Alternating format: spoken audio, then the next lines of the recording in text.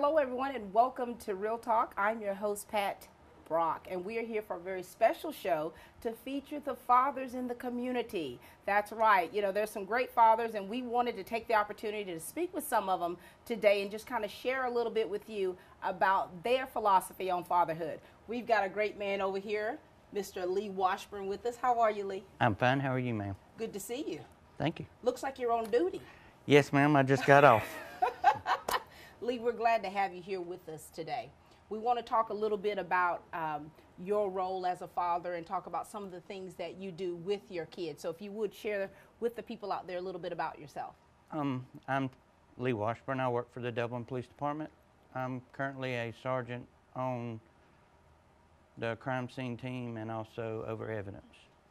I have a beautiful wife, Julie Washburn, and I have two loving boys, Trevor and Gavin. And, you know, you say loving boys, and they are so loving. You know, having the opportunity to have met your family, of course, and to spend time with your little boys, I tell you, they are such a treat. Where do they get that from?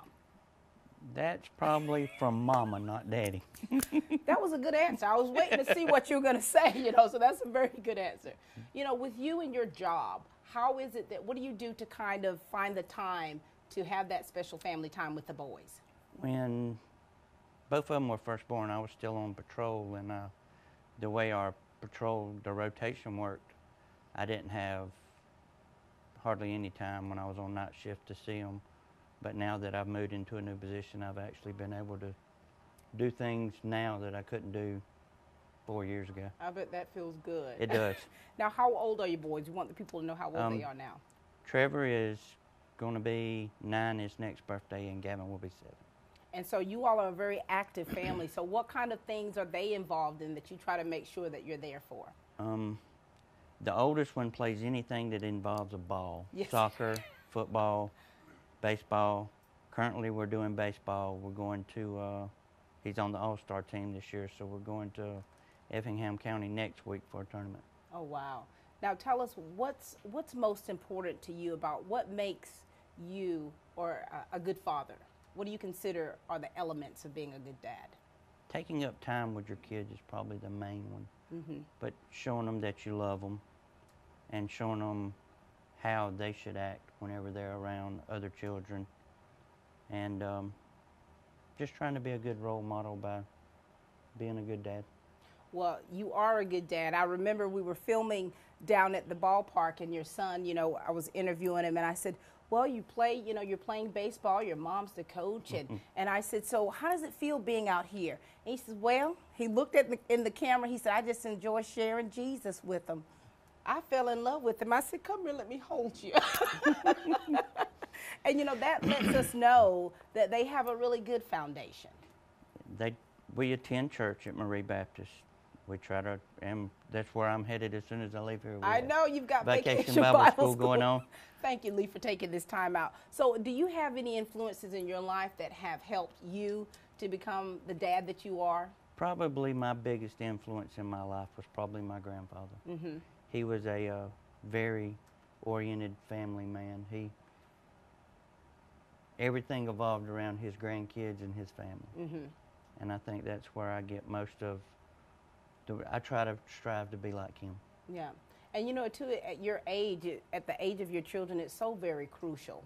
Yes, in today's society, you have to really instill good family values. Yeah. And so what is a good day like, let's say, when you're off, one of your off days? No baseball. No baseball. What do you like to do with your family? We've recently started kayaking, and they both love that. Fantastic. And I think they love it because they don't have to do very much work doing it. They put Mama and Daddy to paddling Right. while they just Right. kind of play in the water. We do that. We fish. We ride golf carts. We ride four-wheelers. Mm-hmm. They each have a dirt bike that they ride. How We cool just is that? I think spend time together. I think I asked them if I could go home with them one day when they were telling us about all the things that they like to do. And so what is it that you want your kids, let's say when the boys are older, what do you want them to take from how they were raised by you and Julie, something to carry on? Show their kids and their grandchildren that respect between their mother and father, respect between siblings, and respect to anybody that they come in contact with. Absolutely. And two, in their foundation, you're talking about your faith. How big a part does your faith play in how you rear your kids? It plays a great portion of our part, because we try to live in a Christian home. We try not to do anything that may interrupt their Christian walk.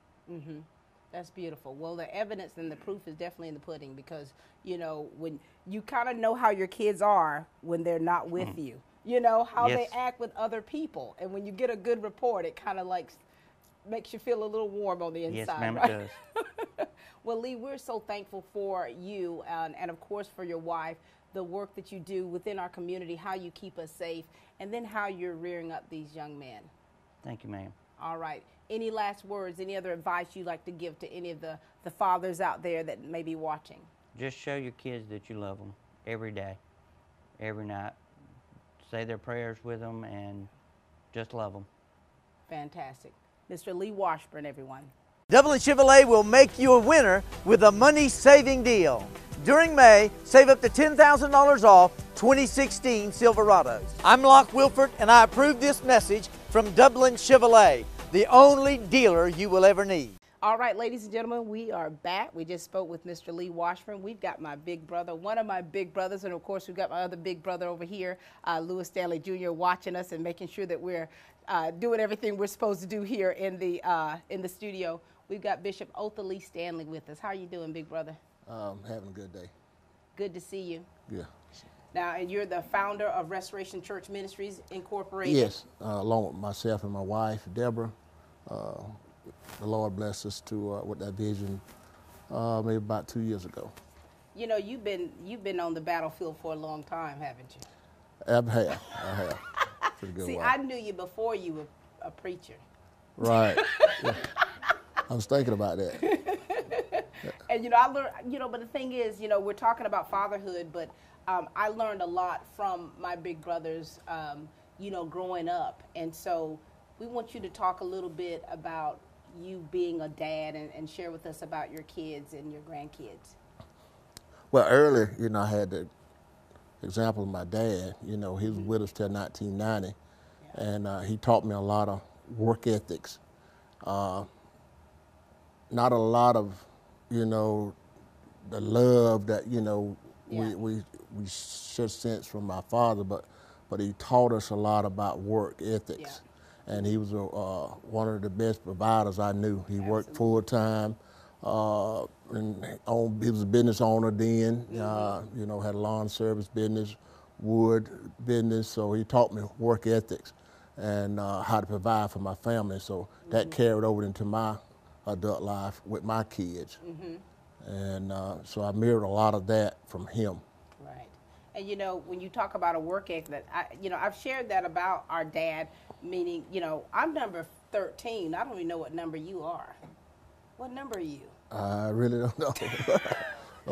I'm in the number, though. You're in the number. I'm number 13 or 14. So you're talking about a father who lost his wife when, you know. In 73. In 1973. So an 11-month-old, 2-year-old, that was me, 3-year-old, 4-year-old, and going all the way up the ladder. And he did provide. Yeah. And so, you know, I always grew up knowing that and understanding how our dad, you know, instilled working hard to take care of your family. Yeah. And so you've got how many kids? Tell us about your kids and grandkids. I have 4 grown kids, 3 boys and a daughter. Daughter's 33, son 32, one 27, and my youngest son is 22. He's in the National Guard. He's also in college. Right.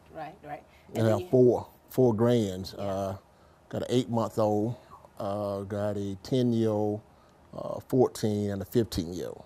And they keep you kind of busy. They keep me and my wife real busy. Really busy. Yeah. And, you know, you talk about, you know, what you learned from your dad. What things do you say that you have utilized as a father yourself, and especially training up young men? One thing, well, also I want to say this. We was blessed and also challenged at the same time to have custody of 3 of my grands. Me and my wife kept them for 5 years. One thing I learned was sacrifice. Yeah. We was at the threshold of having an empty nest, and all of a sudden we had So 3 close. kids, and we kept for 5 years. So one thing I learned was sacrifice. And another thing I learned too is that God always graces us for every challenge when it comes through parenthood. Right. Some of the things that we thought that we should have had or could have had coming up, our parents probably wasn't graced for that.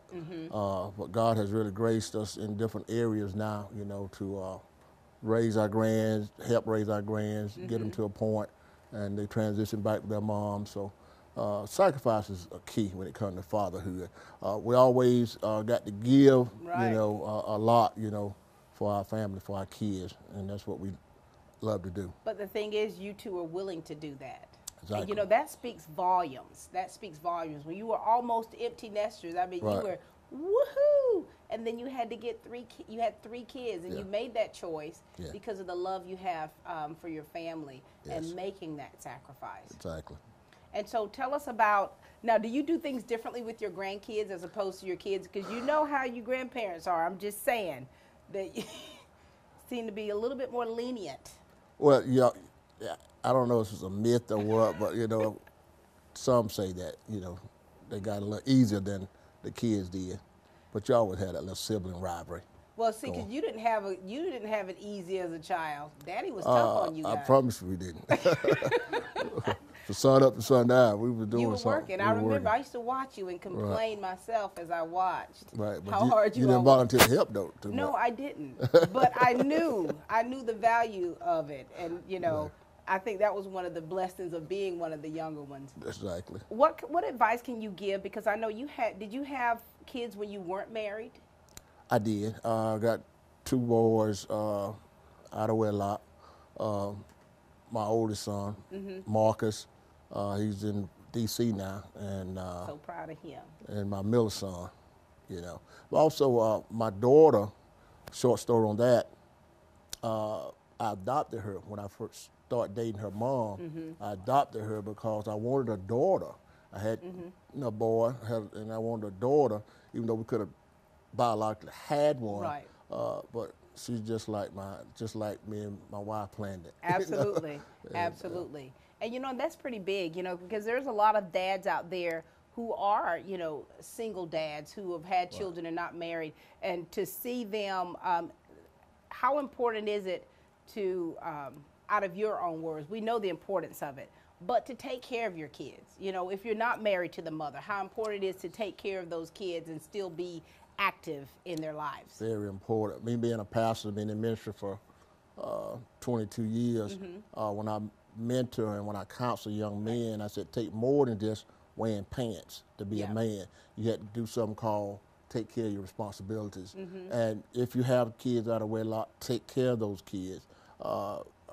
I paid child support, and I was there for their birthdays, I was there for their holidays. Probably 16 years I paid into the child support system. And, you know, so if you get responsibilities, take care of your kids. Absolutely. That's what I teach, that's what I preach, and that's what I believe in. Take care of your kids regardless of what. If you had to do without, take care of those kids. Absolutely. Now, Bishop, what do you like to do for fun with the kids? Well, Because you do still like to have fun. Well, you know, just finding time, you know, not as active in sports as I used to be with them, but we still, you know, try to teach them how to fish and teach them a little bit. I got the head knowledge when it comes to sports. Right. But physically, you know, not quite as what I used to be, but I got the head knowledge. And if they're set long enough for me to teach them, I can teach them a lot about sports and about life. Absolutely. You know, and I think that the good thing is that you're being able to be transparent to where you were in a different place when you had some of your kids, and then, you know, having to take care of your grandkids. That's a huge sacrifice that you all had to make, because we do know that's not an easy task. Right. And so here you are today. If there's anything that you yourself have learned from your own life, what do you want to share with the people out there? One thing I learned is that you got to have a good foundation, a good core. And the best foundation for any lasting relationship with a father, son, father, daughter is Christ. And I was born of that for a good portion of my fatherhood. So, but once that foundation was actually put in place and built upon, have a good foundation. Yeah. And that way that family got something to stand on. And a man be a man. I told some young guys earlier today, man up. I mean, you just got to man up. I mean, you can make excuses about the system. You were born on this side of the track, the other side of the track, but you just got to man up. At the end of the day, you just got to man up. Absolutely, and you've definitely manned up. Thank you. Pounded. Thank you for sharing with us, Otha. You know, I've always, myself looked up to you and looked up to my brothers, as role models and as dads, because you tried to act like you were my daddy on a number of occasions. I couldn't date anybody without you having something to say. Well, what's up with that? I'm sorry we're having to air this family line. This family is it that laundry. kind of show? I don't know that kind of show. But no, it's like, I think, because we were young girls and having 9 sisters, exactly. I'm sure you felt a bit of some type of responsibility I did. as a man to kind of be a father to us. In a sense, I was one of the older guys at home, and we had to kind of protect you guys, because it takes that. It takes that. You had to protect young, precious ladies. Oh man, that was sweet. You called me precious. But thank you for that, because I know that so many times you all have been there for us, the girls, because a lot of sisters, that's probably very stressful in itself. Yes. And especially ones that are strong-willed, like some of them. Exactly. Not counting myself. Right. Well, listen, God bless you, brother. Thank you for sharing with us and keep instilling those things into young men, because you're definitely a positive influence in the community. And just to be able to see you go to some of your old stomping grounds and to still have an influence on people and young men, that says a lot. I'm thankful. I'm gonna call my kid's name out right Call quick. them out. Call them out. The youngest grade. You got the ages? Kai is the youngest grandchild. He's 8 months old. Okay. Haven's 10 years old. Yes. Cam is 14. Cynthia is 15. Yes. My kids, Marcus is my oldest son. He's 20. No, he's 32. Zaza's 33. Keon's 27. And Caleb is 22. You did it. You have passed the daddy test. Thank you so much, big brother. All right. This is Bishop Otha Lee Stanley. Get more muscle for your money with Dixie Chopper mowers. We've been handcrafting the fastest and toughest mowers in the heartland of America for over 35 years. Whether you're a homeowner or commercial landscaper, Dixie Chopper has a full lineup of zero-turn mowers with 0% financing for 48 months. No other mower has the speed, power, and performance of a Dixie Chopper, the world's fastest lawnmower. Your local Dixie Chopper dealer is Brooks Contractor Supply, located at 2748 Highway 441 South, Dublin. We are back, ladies and gentlemen, and we've been having such a wonderful time speaking to these fathers. We've got a good friend of mine, one of my former classmates, Mr. Darren Smith. How are you? I'm doing great. Good to see you. Thank you. You know, you look calm, cool, and collected over there, right? I'm trying to do my best. Darren, I want you to share with us a little bit about your life and your circumstances to where now here you are raising your daughter, your beautiful 13-year-old daughter, Gabby, on your own. Yes, I was once a husband, then a father, and it's been a challenge. I tell any young person or older person that's into parenting, if they're married or single, it's a challenge. But hang in there and keep God first. I thank God for my parents, because if it wasn't for them, I wouldn't be here today. And it's been a time where, when her mama died, she was about, Gabby was 7. And her mama was 6 weeks pregnant at the time. Yeah. And we was expecting another one, but the Lord saw fit to change the plans. It just wasn't our time. So I had a little tough time, but I thank God for putting the people that He did in my place. I had so much support. I really can't see nothing negative. All of it's been good. I have last year I was ordained at the church as a deacon in September. Congratulations And to you. And I don't anything my daughter needs, I have no problem getting it for her. And that's including female will need personal stuff, and at her age, if she tell me, or I talk to some of the older heads, my mother, and find out what she need, or aunties, and if they're not too busy, I don't have a problem with it. Some people, men, would may turn away from it, but I don't, because I want the best for her. God has truly graced you to be able to take care of your daughter, the capacity that you do, because you have experienced something so traumatic. And to be able to have the foundation that you have, and to have the support system with your family. And and a lot of people don't even have that. No. And so with you, I mean, you have had your family there, but there's still so much that still weighs on you. Yes. So we want to really acknowledge you and talk about how great you are as a dad, and to have a teenage daughter. Yes. What are some of the challenges involved with having a little teenager?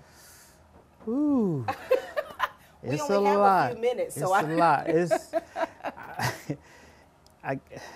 and it's all new to me. So getting to the teenagers, going through that boy stage, and let's it's not just even talk about I that. know it, but Let's not even talk about that's a teen challenge, and just trying to keep her busy and encouraged and motivated. That you don't want peer pressure and stuff like that to set in on them. You want them to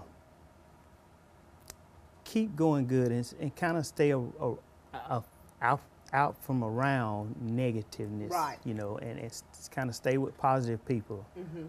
That's a lot I try to teach her, is just focus on positive people that's doing something good, and if you get around negativism, try to get away from that and walk away. Absolutely. Now, Darren, who would you say would be some of your influences that has helped you to be the man that you are today, and how you raise your daughter? I would have to say my family. Start with my father and my mother, and my late wife, her side of the family. Those are very supportive people, and my church family. I've been under the leadership of Pastor Ricky Stanley and Sister Belinda Stanley. Nice. And I truly, truly love my church family, and they've been supportive. And my, I can't leave them out, my group that I work with, Progressive Rule. Oh, yeah. I got a great foundation there. Some of them are going on and retired now, but those that are there now, they are very, very supportive. And anytime I need any assistance, even today, I was on call, but I had a chance to break to come do the show, and I really, truly, love my co-workers, and they are. But keeping God first. I tell anybody, get a personal relationship with God, and He can take you through any obstacles, trials, and tribulations you have. Absolutely. And my challenge with raising my daughter, I love it. I just enjoy spending the most time with her, because she's not going to be young long. That's right. She's growing up. And once she get that age on up, she going to probably want to depart from daddy then. My so, gosh. And that's going to be like ripping your heart out. Tell us, what some of the things you all like to do for fun. Now, we know that you love to ride horses. Yeah, that's number one. I like horseback riding, and I like spending time with just family and taking her to the parks and stuff. I even like going to water parks, even though I don't swim.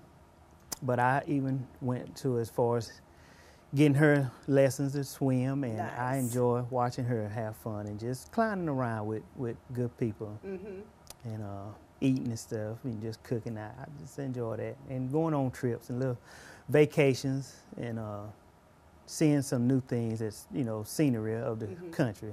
Getting away just Getting a little away. bit. That's so good. And you know, you're doing a lot of things with her, and those are so many things that she's going to be able to take with her, honestly, when she does leave. She's going to know without a shadow of a doubt that she's got a great dad. And you know, there's this thing that kids, you know, guys would say about certain girls where they might have daddy issues. Have you heard that before? Have you ever heard of that? No. I'm going to explain that to you when they say they have daddy issues. Where I've worked in a field of crisis center for a number of years, and I would notice that how certain girls would be, they would say, preyed upon because they have daddy issues where they didn't have a relationship with their dad or weren't really close to their dad. And so, you know, I'm very conscious of that as a woman, to not to just to say those things, and to look at the root of why people or girls act the way they do.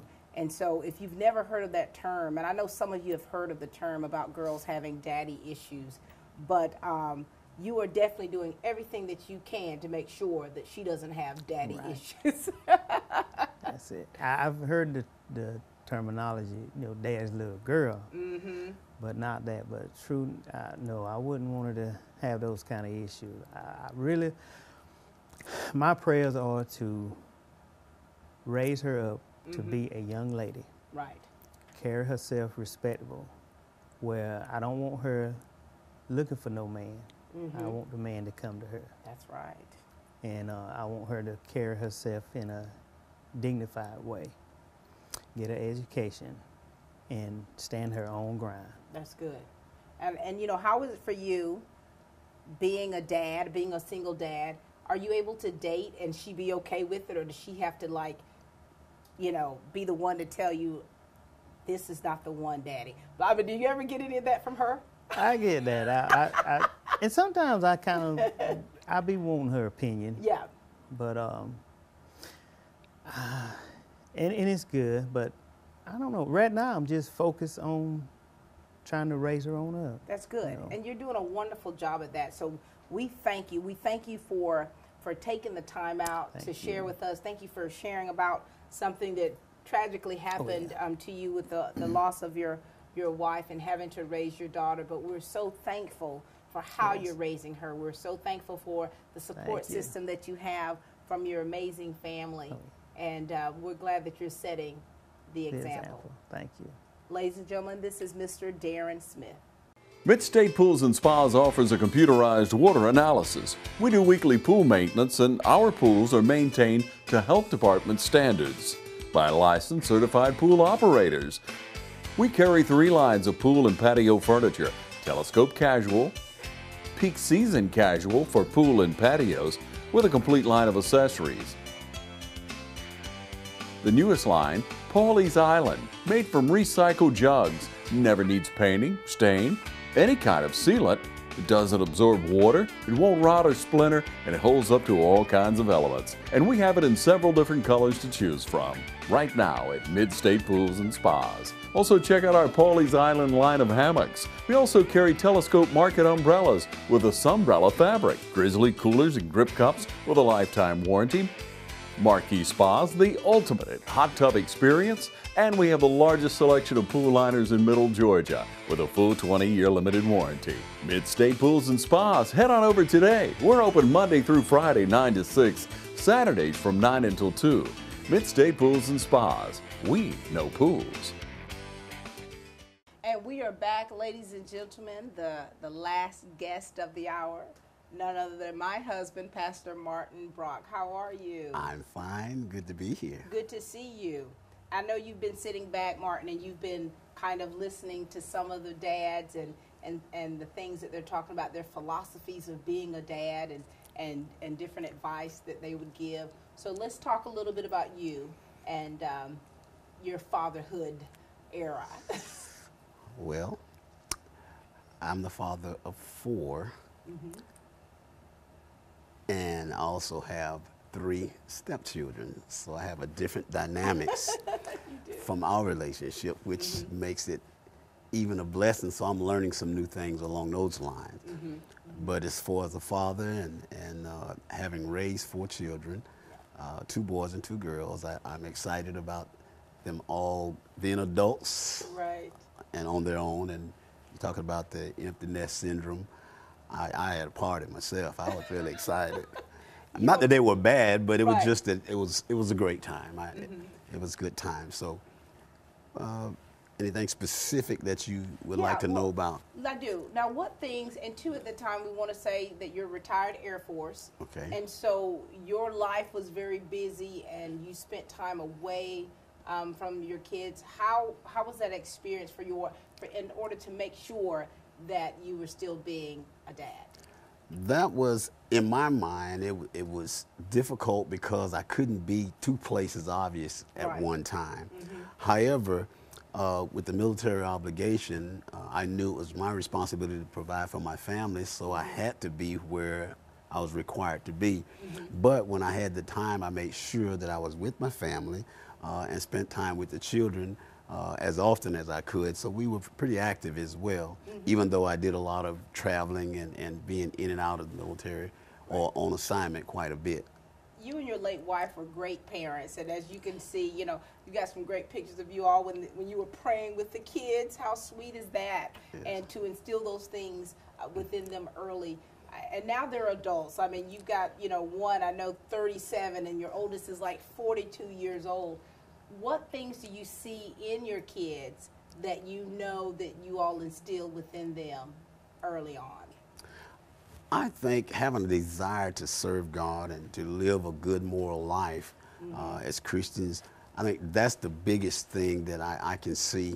That doesn't mean they're going to be ministers or pastors or whatever, but they're actively pursuing the avenue of being good, well-rounded citizens in society and their communities and their families. Doesn't mean that they're not faced with struggles from time to time, but I see that their decision making has been pretty good. And I mean, of course, the normal things that they experienced growing up, but overall, in spite of those things, they always come back to their roots, and I'm really excited about that. Absolutely. Now, do you think that they felt a certain level of pressure? I mean, their dad's a pastor, their mom's a minister or prophetess, and so you guys, you did church ministry, you've been ministering in ministry for over 30 years in so many different countries. What level of pressure do you think that your kids felt? I think they felt a lot of pressure, especially my oldest son, because he voiced it as he got older. Right. And he maybe determined not to be a preacher. He did not want to be like us. That was what he said initially. But that's immaturity and youth speaking because they're wanting their own autonomy.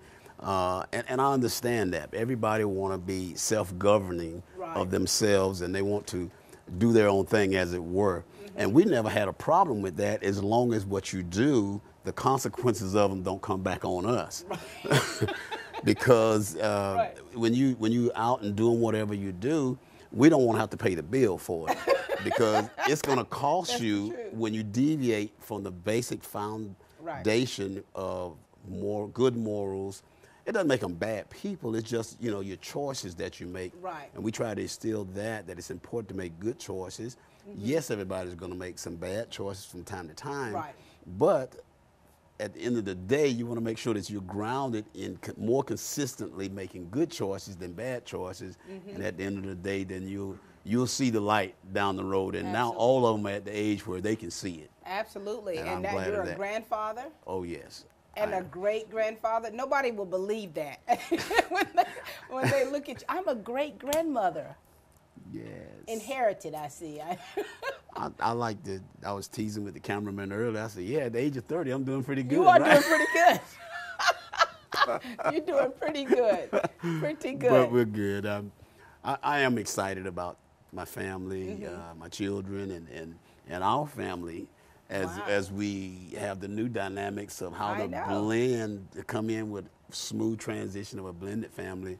And so I imagine there are some challenges, but it's been great so far. It really has. It's been 2 months. Right. How was it for you, like, to, of course, with my 3 kids, 16-year-old, 17-year-old, a 20-year-old, Right. you know, you were an empty nester, but now you've got a house full of kids. You know, how was that transition for you to make sure that things ran smoothly or as smooth as possible, because these are not babies? The good part I like, and I give credit to you, and the parenting skills that was instilled in your children from you and your past husband or whatever. There were qualities that are in them. It's not like you got to go in and fix a whole bunch of stuff, which I'm really glad about that. Of course, they're still growing, and they're at certain stages where they have to make choices now. But overall, they got the basics, so that makes it very easy. And then whatever adjustment needs to be made, I'm already prepared, because it's like I already know the answers. I know what's on the test. I know it's coming, so I've already gone through it. So that makes it easier, and we get along very well. And I'm excited about him. Absolutely, and you're such a great role model to the kids. And one thing my son says about you is that, you know what, he can preach, but then if a good song comes on, he will dance. and they said they love the fact that you have that tight balance, you know, and you're able to, you have a good personality. Where do you think that your being a father, who influenced you in the manner? I've had quite a few mentors, as it were, but I can pick and glean from so many different people. But I remember my dad. I used to always be concerned about him working so much with 8 boys, and then because my mom wasn't at home at the time, they were separated, and I used to be concerned about him working so much, and then so I brought that to his attention, and he said, "Son, you can either have it, you know, one or two ways." He said, "You can either get it here, or you can get it here," which means you can work like a fool, and just there's nothing wrong with hard work with your hands. But he was saying that if you don't get it up here, get your education and apply yourself, then you'll be bound or stuck to always laboring and have to work for somebody else instead of excelling and moving into an environment where you can kind of dictate the course of life that you'll take. Absolutely. So I chose to go the here, even though I have good work ethics as well, because he had great work ethics. Oh, yeah. So because of that, that's been a great influence. And then I had other people in my neighborhood that was a great influence. Yeah. It came from the little gangster side of it. But as gangster and unorthodox as he was, Terry, he still wanted us to stay out of trouble. Right. Which was amazing to me. You know, you can do this, but I don't want you skipping school. I don't want you over there breaking in people's houses. You need to go get you a job. You need to get in the house. You don't need to be out late. Right. So it's like a dad away from home, you know, and that was great. And that's good, and that's important to mention, because not every father out there is a pastor, is a minister, is a Christian, and so you're going to have role models and influences like that in your life who give you sound advice, you know. That's right. And it may not come out as you know, as smoothly as, you know, some, but at the same time, you're learning life lessons and you're making life choices and making decisions to better you as a person. So that's a good thing. Absolutely. That's a really good thing. And so you have to counsel people, and you know, especially working with, you know, with fathers. Yes. What kind of things do you give them advice about what are the keys to being good fathers and taking care of your children and your family? I think one of the things that's very important is that as dads and fathers and men, is to have the right tools to do what we're responsible to do. Right. And if we use our guideline, the Bible or Christian morals, as our guideline in rearing our family, which I tend to favor, because it teaches you to do right, to be honest, to have good work ethics, to love your wife, to love your children, to do all the things necessary to not only influence your children, but influence your great-grandchildren or the next generation. Yeah. So those types of things, I try to make sure that any men that I'm involved with, or fathers specifically, because that's what we're talking about, is that they get the tools, read good books about parenting. Nobody knows it. I mean, we can tell you something, Right. but it takes too long to learn all the dynamics. So you have to pursue knowledge, study good books that teaches about parenting, teaches about marriage, teach about raising children, Right. all the things to help make you a better person. So when you face things, at least you have a gauge to go by as to what you should and shouldn't do. You have a better chance of making good decisions. Absolutely, absolutely. What about, do you ever hear sometimes when they say fathers get bad raps? Mother's Day, we get, there's a plethora of things out there for us mamas. I hear that, being that I have spent quite a few years in prison ministry as well. Mother's Day, the mailbox is packed. Father's Day is almost like it's not even a holiday. Wow. And I said, something's wrong with that picture, and it's because the fathers were absent or they didn't step up. I think Bishop Orther mentioned, Bishop Stanley mentioned about, he told guys to man up. Unless we as men step up and as fathers be responsible for our children, for our behavior, the examples, then when those holidays come, those kids not thinking about you. Now, that don't make you a bad parent because they don't do whatever with the cards, but there's a vast difference when Mother Day come and when Father Day come.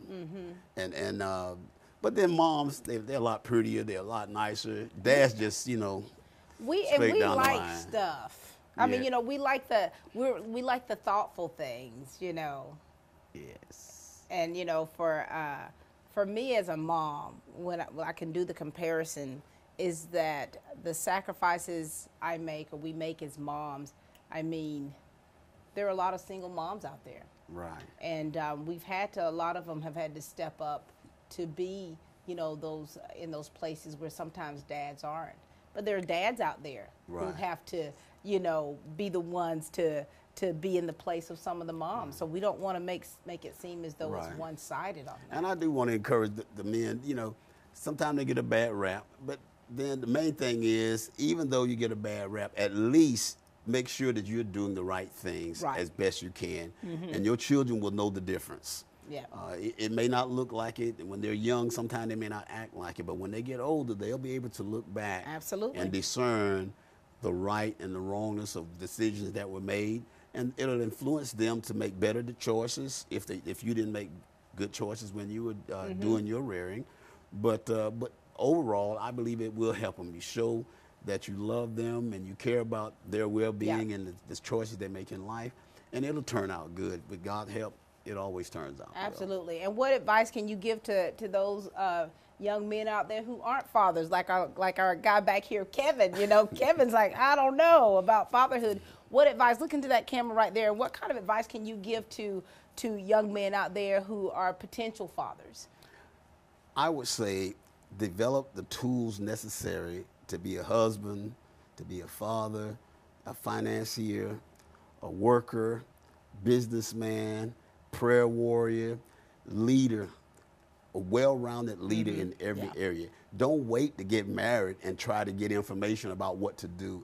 I believe if you get the information and you study it, when the tests come, you'll be ready. That's right. But if you haven't studied, if it's not in there, you can't draw from it. Right. So if you prepare yourself, and I just said this recently, preparation time is never wasted time. You might not have a wife now. You may not have whatever. You may not have those responsibilities right now, but if you prepare, that time will never be wasted. And when you're called upon, when that woman say, I do, you'll have some idea of where you're going. Right. You won't be going, oh God, what am I going to do? Let me call mama. Yeah, but and even after you gain some knowledge, it's a learning experience. Ever learning. And you learn every day. Ever learning. And it's an ever learning thing. And no parent has it all together. No. I don't care what it looks like. Right. No parent has it all together. We're always learning. We're always evolving. And being open to change is important. And even one thing with the fathers and with parents in general, if we make a mistake, be willing to say, forgive me, I apologize, I was wrong, and be forgiving. Right. Ask for forgiveness and be forgiving. I think that teaches them how to interact with the world, and they won't have to be one-sided because we're not always right. I mean, we try to be the best we know how with what we have, but when we make a mistake, there's nothing wrong with saying, you know, I made a mistake. That's right. Forgive me. Absolutely. So I encourage that. Thank you. Well, it's been a pleasure. It sure has. Yes. I mean, you know, thank you for sharing your wisdom about being a father, and now you're taking on the role, of course, of being a stepdad to my kids, and you've been a tremendous blessing. Well, I'm glad to hear Every that. day is like sunshine. Amen. Thank you so much. Thank you. Ladies and gentlemen, we just hope that you all have enjoyed today's program in speaking to the fathers and talking about some key things about their foundation for what it takes to be good fathers and the things that they do with their kids and the mentors that they have learned from. So happy Father's Day to all of the fathers out there. Thank you so much for watching Real Talk, and please keep watching.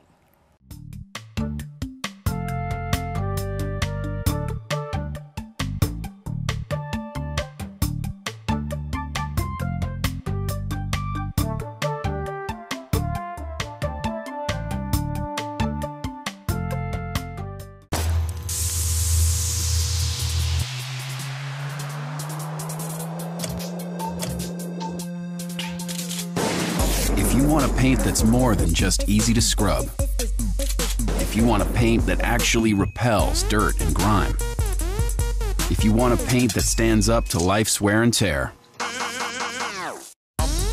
only this can. Regal Select from Benjamin Moore. Paint like no other. Available at Four Seasons Paint and Floor Covering.